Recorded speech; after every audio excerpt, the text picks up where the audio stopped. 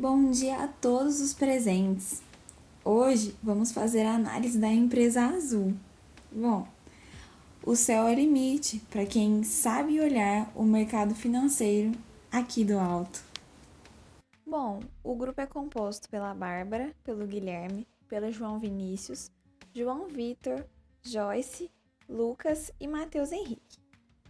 Ao decorrer desse vídeo, nós vamos fazer uma análise horizontal e vertical, falar sobre os índices de liquidez, capital de giro, prazo médios e estrutura patrimonial. Bom, inicialmente vamos começar apresentando as demonstrações contábeis da Azul. Bom, falaremos agora sobre a análise horizontal e vertical. Ao analisar o balanço patrimonial da empresa Azul S.A., verifica-se que o ativo circulante apresentou crescimento de 84% entre os períodos 2016 e 2018, sendo que duas contas apresentaram as maiores variações.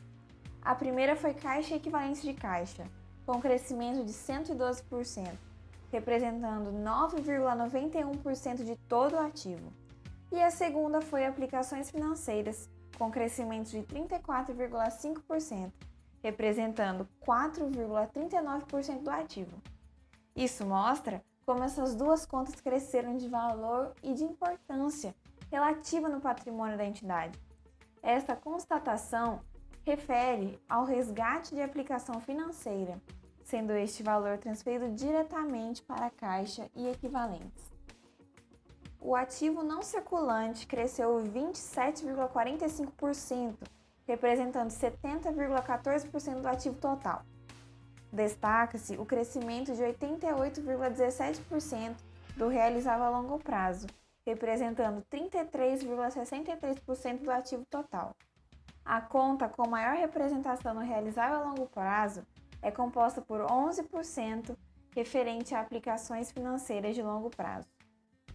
O passivo circulante também apresenta uma variação de 12,14% entre os três períodos analisados, sendo que a conta outras obrigações a curto prazo revelou um crescimento significante de 67,4%.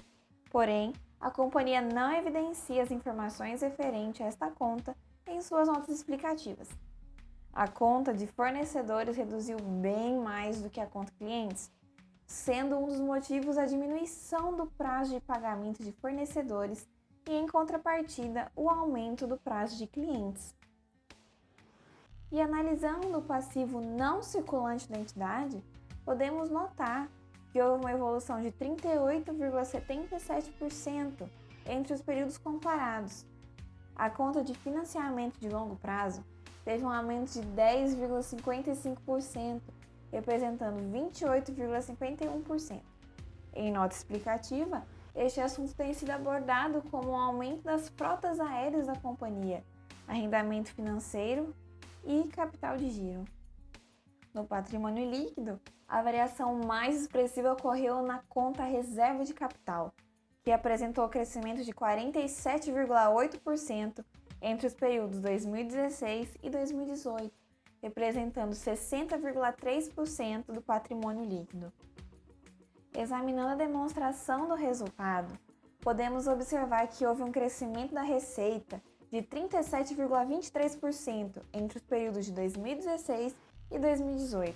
Em consequência, os custos também aumentaram em 38,6% no mesmo período. Em relação às despesas com vendas, houve um aumento de 31,98% e despesas administrativas de 17,81%. No ano de 2016, a companhia apresentava prejuízo. No ano de 2018, apresentou lucro, ou seja, esses aumentos impactaram diretamente para que a entidade tivesse um período de bons resultados. Bom, agora vamos comentar um pouco mais sobre os índices de liquidez desta empresa.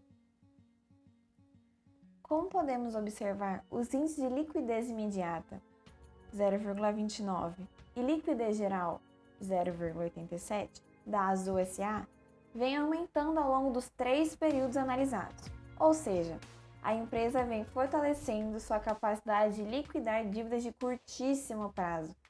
Já o índice de liquidez geral mostra que a empresa também está se fortalecendo em termos de liquidez de longo prazo. Porém, os índices de liquidez seca e liquidez corrente, que são os mais utilizados na prática e relevantes a curto prazo, apresentam um aumento muito grande, seguido de uma baixa leve. Essa movimentação tem relação ao valor de caixa, pois do ano de 2016 para o de 2017, essa conta tem um aumento de 73%, contra um declínio de 8% na conta de passivo circulante. É importante mencionar que os índices de liquidez corrente seca do setor foi de 1,3373 e 1,2808, respectivamente, no período 3.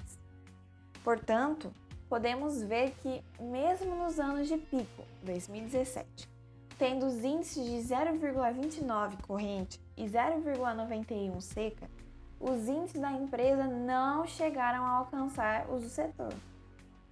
Com a baixa do ano seguinte, os valores se distanciam ainda mais, sendo um ponto a melhorar pela Azul SA. Bom, agora vamos comentar sobre o capital de giro da empresa.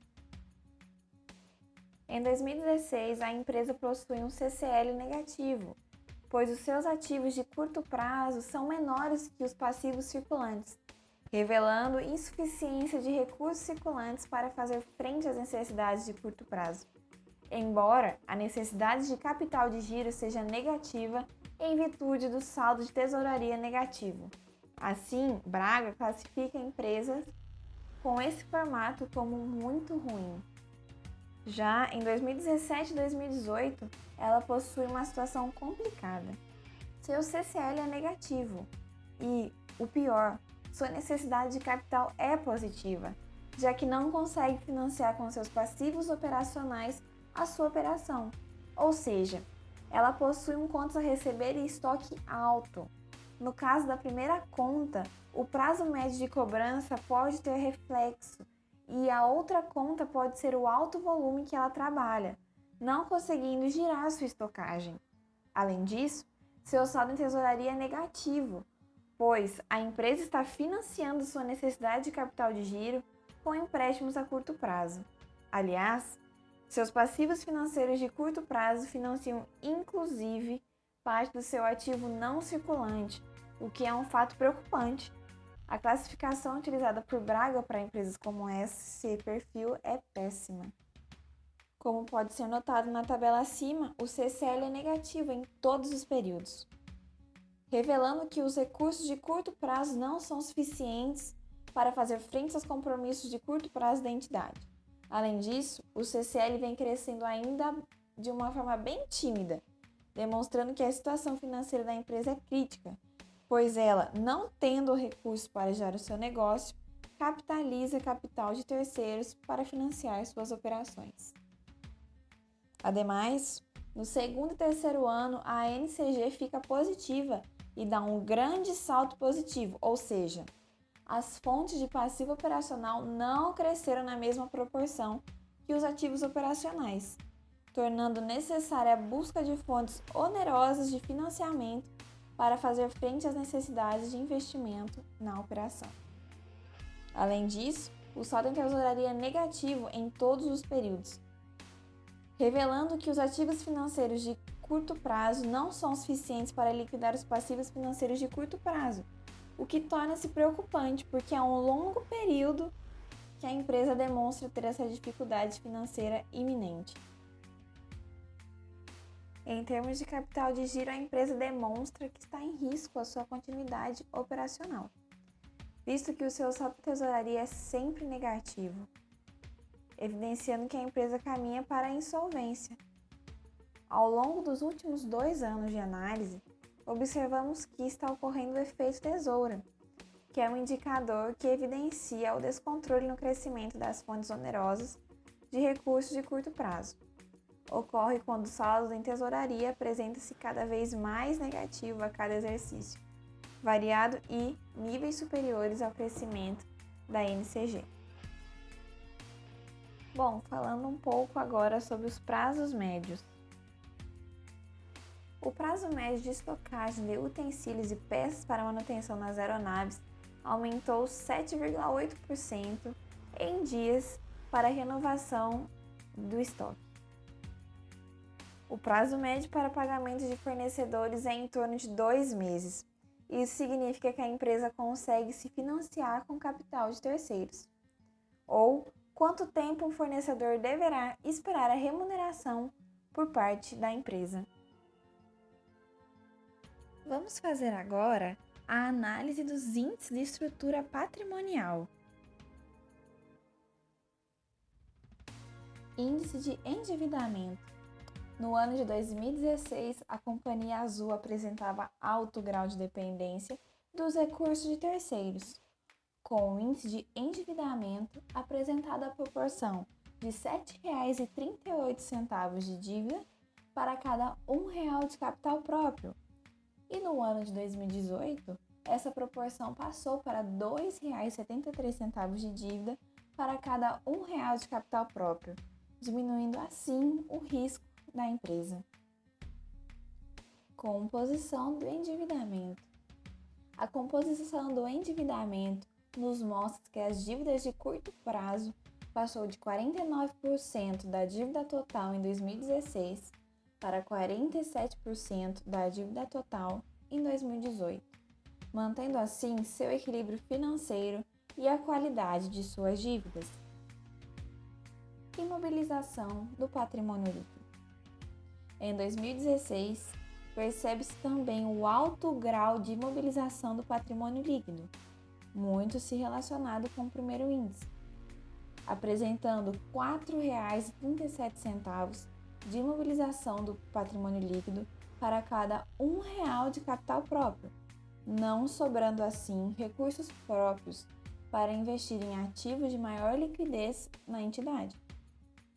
Esta proporção passou em 2018 para R$ 1,36 de imobilização do patrimônio líquido para cada R$ 1 de capital próprio.